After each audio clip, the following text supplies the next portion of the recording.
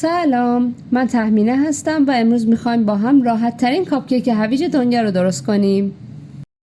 مواد لازم: هویج رنده شده 450 گرم، تخم مرغ 3 عدد، باترمیلک 1/3 پیمانه، شکر 2 پیمانه، روغن مایع 1 و 1/2 پیمانه، وانیل مایع 1 و 1/2 قاشق چایخوری، کشمش 1/2 پیمانه، آرد 3 پیمانه، بیکینگ پودر 4 قاشق چایخوری، نمک 1 قاشق چایخوری، دارچین 1 قاشق چایخوری، زنجبیل 1 قاشق چایخوری، میخک 1/8 قاشق چایخوری.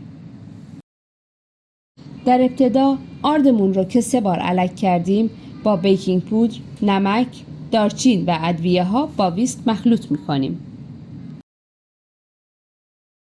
توی کاسه دیگه تخم مرغ، شکر، هویج،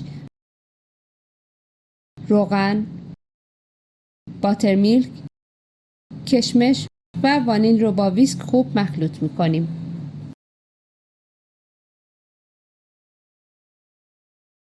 مواد خشکمون رو تو 2 مرحله به مواد تخم مرغی اضافه میکنیم و دوباره با ویسک فقط در حد مخلوط شدن هم میزنیم.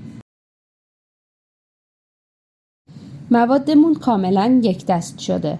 حالا کپسول ها رو توی سینی مافین میچینیم و هر کدومشون رو به اندازه 2/3 ارتفاعشون با مواد پر میکنیم.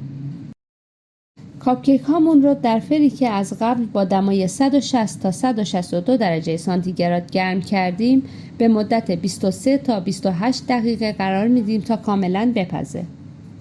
نوش جان!